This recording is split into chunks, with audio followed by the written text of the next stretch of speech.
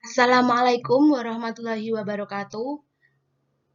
Kami dari kelompok 6 akan mempresentasikan bab 14, bab 15, dan bab 16. Sebelumnya, saya akan memperkenalkan anggota saya. Saya sendiri, perkenalkan, nama saya Nur Zakiatun Nikmah, NIM 2019-12-201, dan teman saya Muhammad Fajri Febrianto, NIM 2019-12-202, dan Muhammad Rofianto, 2019-12-203. Bab 14, pendapatan dan beban. Ruang lingkup, pengukuran, pengakuan, penyajian pendapatan beban. Pengakuan dan pengukuran pendapatan. 1. Pendapatan diakui ketika terdapat hak atas pembayaran yang diterima atau yang masih harus diterima, baik pada masa sekarang atau masa depan.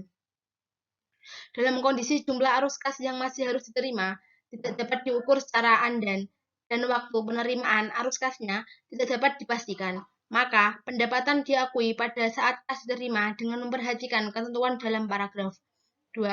Entitas mencatat pendapatan untuk manfaat ekonomik yang diterima atau yang masih harus diterima secara bruto. Entitas mengeluarkan dari pendapatan sejumlah nilai yang menjadi bagian pihak ketiga seperti pajak penjualan, pajak atas barang dan jasa, dan pajak pertambahan nilai. Dalam hubungan keangenan, entitas mencatat pendapatan hanya sebesar jumlah komisi.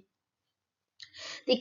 Entitas dapat mengakui pendapatan dari suatu penjualan barang atau penyediaan jasa ketika barang tersebut telah dijual atau jasa telah diberikan kepada pelanggan. 4. Entitas mengakui pendapatan kontrak dan biaya kontrak yang berhubungan dengan kontrak konstruksi masing-masing sebagai pendapatan dan beban sebesar jumlah tagihan. Dalam hal entitas telah menerima uang muka sebelum aktivitas kontrak dimulai, maka entitas menerapkan ketentuan dalam paragraf 14.4. 5. Entitas mengakui pendapatan bunga dan dividen ketika pendapatan tersebut diterima selama periode. 6. Entitas mengakui pendapatan lain seperti pendapatan sewa dan royalti dengan menggunakan metode garis lurus selama jangka waktu kontrak. 7. Entitas dapat mengakui pendapatan lain seperti keuntungan dari penjualan aset ketika kepemilikan atas aset tersebut telah beralih kepada pemilik baru. Pendapatan hibah. Hibah adalah bantuan yang diterima oleh entitas dalam bentuk pengalihan sumber daya. Hibah termasuk bantuan dari pemerintah maupun pihak lain yang diberikan kepada entitas bukan dalam kapasitasnya sebagai pemilik.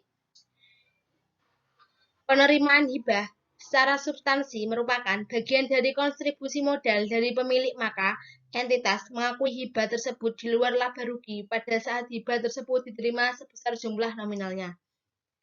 Hibah termasuk hibah aset non-moneter seperti tanah atau sumber daya lainnya. Diakui hingga terdapat keyakinan yang memadai bahwa 1. Entitas akan mematuhi kondisi yang melekat pada hibah tersebut. 2. Hibah akan diterima. Pengakuan dan pengukuran beban. Jika pekerja memberikan jasa kepada entitas selama periode pelaporan, maka entitas mengakui beban imbalan kerja sebesar nilai tidak terdiskonto yang diperkirakan akan dibayar sebagai imbalan atas jasa tersebut. Jenis-jenis imbalan kerja jangka pendek yaitu imbalan kerja yang jatuh tempo seluruhnya dalam waktu 12 bulan setelah akhir periode pekerja memberikan jasanya. 2. Pesangon pemutusan kerja adalah imbalan kerja yang terutang akibat keputusan entitas memberhentikan kerja sebelum usia pensiun normal. Keputusan pekerja menerima tawaran untuk mengundurkan diri secara sukarela. Imbalan kerja lainnya yaitu imbalan kerja yang tidak seluruhnya jatuh tempo dalam waktu 12 bulan setelah pekerja memberikan jasanya. 2. Pembayaran sewa diakui sebagai beban sewa berdasarkan metode garis lurus selama masa sewa. 3. Seluruh biaya pinjaman diakui sebagai beban dalam laporan laba rugi pada periode terjadinya. 4.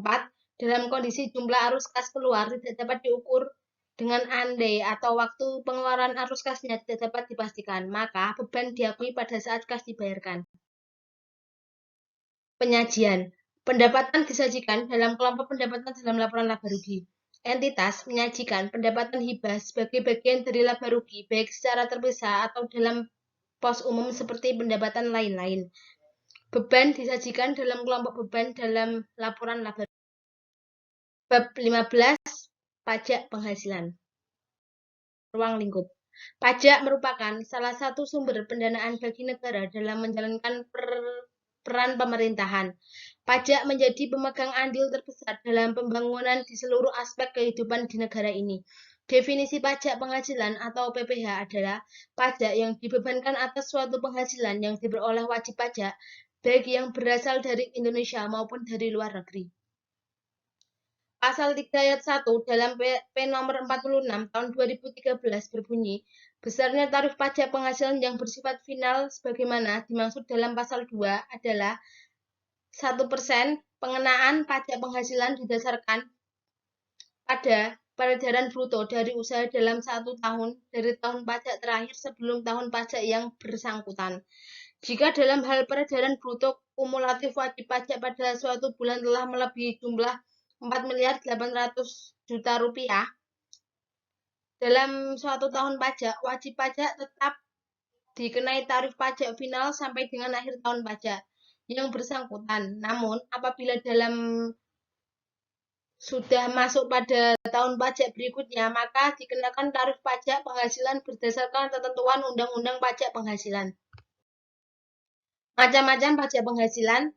Pajak penghasilan dibedakan menjadi beberapa kategori, yakni PPh yang dikenakan pada wajib pajak orang pribadi yang terbagi atas pegawai serta bukan pegawai maupun pengusaha. PPh yang dibebankan atas penghasilan wajib pajak badan atau perusahaan hingga objek yang dikenakan PPh itu sendiri. Objek pajak penghasilan. Penghasilan sebagai objek pajak. Objek PPh dalam UU PPh dirincikan sebagai berikut. 1. Penggantian atau imbalan. 2. Hadiah. 3. Laba usaha. 4. Keuntungan karena penjualan atau karena pengalihan harta. 5. Penerimaan kembali. 6. Bunga. 7. Dividen. 8. Royalti. 9. Sewa. 10. Penerimaan atau perolehan pembayaran berkala. 11. Keuntungan karena pembebasan utang. 12. Keuntungan selisih kurs mata uang asing. 13. Selisih lebih karena penilaian kembali aktiva. 14. Premi asuransi. 15. Iuran. 16. Tambahan kekayaan neto yang berasal dari penghasilan yang belum dikenakan pajak. 17. Penghasilan dari usaha berbasis industri. 18. Imbalan bunga. Dan 19. Surplus Bank Indonesia. Bab 16. Transaksi dalam mata uang asing. Ruang lingkup. Pernyataan ini harus diterapkan dalam akuntansi untuk transaksi dalam valuta asing. Pernyataan ini mengatur akuntansi hedge sebatas selisih kurs dalam transaksi hedge. Aspek lain dari akuntansi hedge diatur dalam standar akuntansi keuangan terkait. Pernyataan ini tidak mengatur tentang penjabaran laporan keuangan dari kegiatan usaha luar negeri untuk tujuan konsolidasi atau konsolidasi parsial atau melalui penerapan dengan metode ekuitas atau lihat pernyataan standar akuntansi keuangan nomor 11 tentang penjabaran laporan keuangan dalam mata uang asing. Pernyataan ini tidak mengatur penyajian laporan arus kas tentang arus kas yang bersumber dari transaksi valuta asing. Atau lihat pernyataan standar akuntansi keuangan nomor 2 tentang laporan arus kas. Pengakuan dan pengukuran. Transaksi mata uang asing adalah transaksi yang didenominasi atau diselesaikan dalam mata uang asing yang meliputi transaksi yang timbul ketika entitas 1. Membeli atau menjual barang atau jasa yang harganya didenominasi dalam mata uang asing. 2. Meminjam atau meminjamkan dana atas sejumlah uang atau piutang yang didenominasi dalam mata uang asing. 3. Memperoleh atau melepas aset atau menyelesaikan liabilitas yang didenominasi dalam mata uang asing. Jenis perubahan nilai kurs valuta asing. Perubahan nilai kurs valuta asing umumnya berupa A. Apresiasi atau depresiasi naik atau turunnya nilai mata uang suatu negara terhadap mata uang asing yang sepenuhnya tergantung pada kekuatan pasar atau permintaan dan penawaran valuta asing, baik dalam negeri maupun luar negeri. B. Devaluasi atau revaluasi, naik atau turunnya nilai mata uang suatu negara terhadap mata uang asing dipengaruhi oleh kebijakan pemerintah. Turunnya nilai mata uang suatu negara terhadap mata uang asing yang terjadi harian sebenarnya mempunyai pengertian sebagaimana devaluasi, tetapi karena perubahan tersebut sangat kecil, maka tidak dirasakan sebagai devaluasi. Yang dianggap sebagai devaluasi adalah penurunan nilai mata uang suatu negara terhadap mata uang asing yang dinyatakan secara resmi oleh pemerintah dilakukan secara mendadak dan ada perbedaan selisih kurs yang besar antara sebelum dan sesudah devaluasi. Hal ini berlaku juga untuk apresiasi dan revaluasi. Dasar pemakaian kurs dalam penjabaran transaksi valuta asing. Pengertian selisih kurs menurut standar akuntansi keuangan adalah selisih yang dihasilkan dari pelaporan jumlah unit mata uang asing yang sama dalam mata uang pelaporan pada kurs yang berbeda. Jadi, selisih kurs yang terjadi akibat transaksi valuta asing harus dilaporkan dalam nilai mata uang rupiah.